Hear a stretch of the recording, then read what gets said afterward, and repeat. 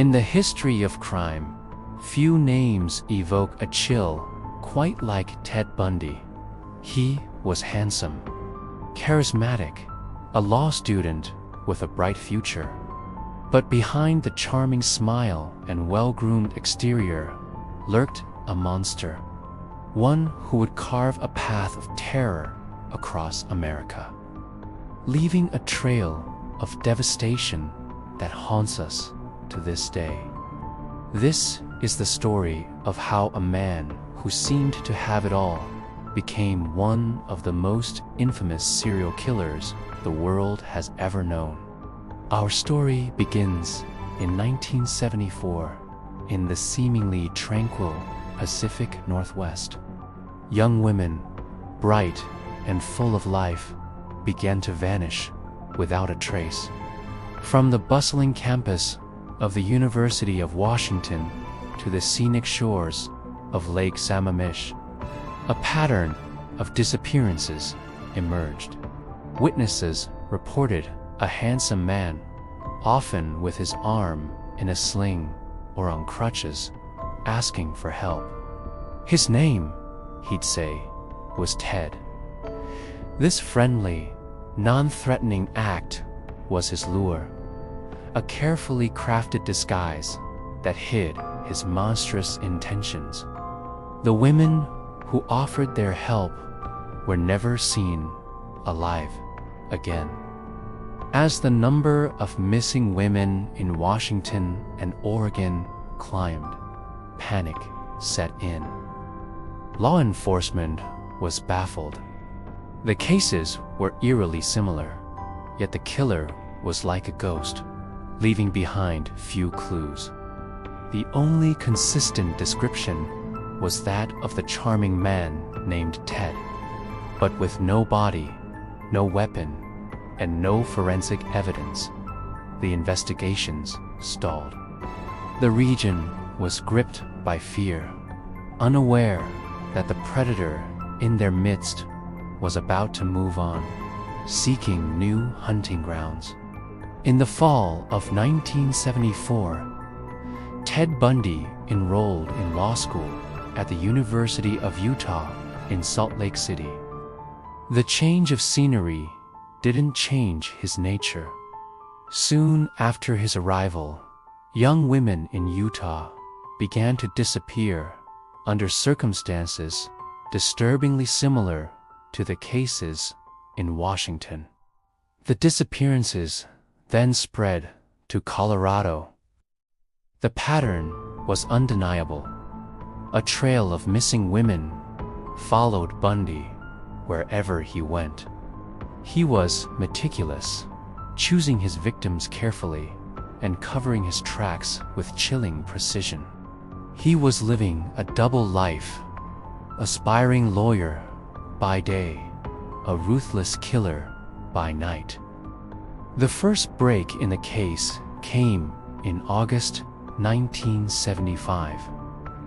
A Utah highway patrolman pulled over a Volkswagen Beetle for driving suspiciously late at night. The driver was Ted Bundy. A search of his car revealed a disturbing collection of items: a crowbar, a face mask, rope, and handcuffs. He was arrested for evading an officer, but investigators suspected much more. Soon after, a survivor from a failed abduction attempt in Utah, Carol Durange, bravely picked Bundy out of a police lineup. He was convicted of aggravated kidnapping and sentenced to prison in Utah. For a moment, it seemed the terror was over. But Bundy's time behind bars was far from the end of the story. While awaiting trial for a murder in Colorado, he orchestrated not one, but two daring escapes. The first was audacious. He simply jumped out of a second-story window of the courthouse law library during a recess and vanished into the mountains. He was recaptured after 6 days, but his second escape, 6 months later, in December 1977, was far more calculated. He sawed a hole in the ceiling of his cell, crawled through the ductwork, and walked out the front door of the jail, a free man. A nationwide manhunt began, but Ted Bundy was gone, headed east for one final, horrific rampage. He resurfaced in Tallahassee, Florida, in January 1978. Under a new alias, he rented a room near the Florida State University campus. In the dead of night, he broke into the Chi Omega sorority house. The scene that awaited investigators the next morning was one of unspeakable horror. In a frenzied attack lasting just 15 minutes, he brutally assaulted 4 women, killing 2 of them. He then attacked another student just a few blocks away. The sheer savagery of the Chi Omega attacks was a shocking escalation of his violence.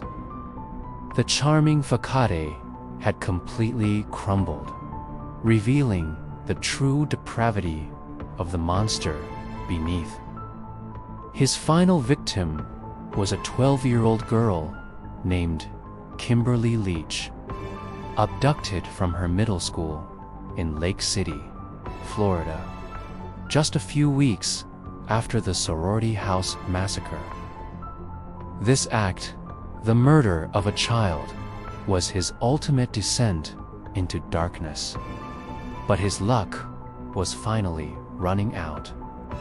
A week later, he was stopped by a police officer in Pensacola for driving a stolen car.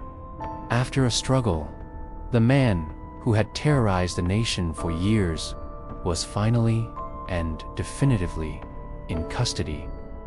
This time, there would be no escape. The trials that followed were a media circus. Bundy, ever the narcissist, chose to represent himself in court. He relished the spotlight, playing the part of the wronged, intelligent law student.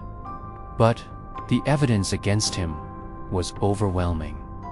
A key piece of the prosecution's case in the Chi Omega trial was a bite mark left on one of the victims. Forensic odontology, the study of dental evidence, was a relatively new field, but the impression perfectly matched Bundy's uniquely chipped teeth. It was the physical proof that linked the charming man in the courtroom to the brutal killer. He was found guilty and sentenced to death. In the years leading up to his execution, Bundy remained a subject of intense fascination and study. He granted interviews, offering chillingly detached insights into the mind of a killer. His confessions revealed the true, staggering scope of his crimes. Admitting to more than 30 murders across 7 states, though the real number is suspected to be much higher.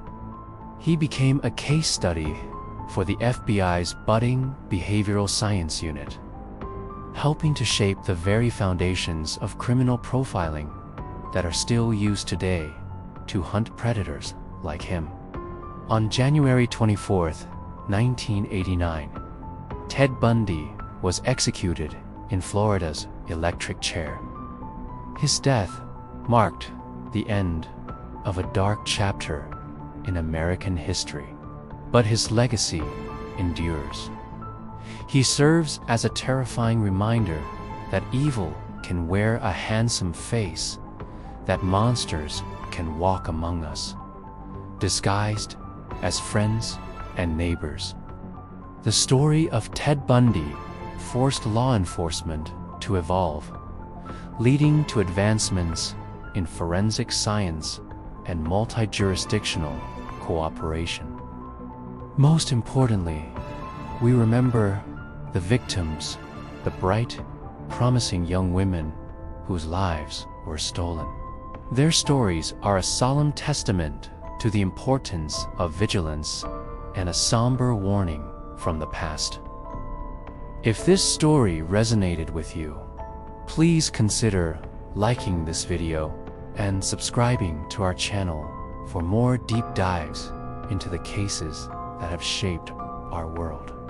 Stay safe, and we'll see you next time.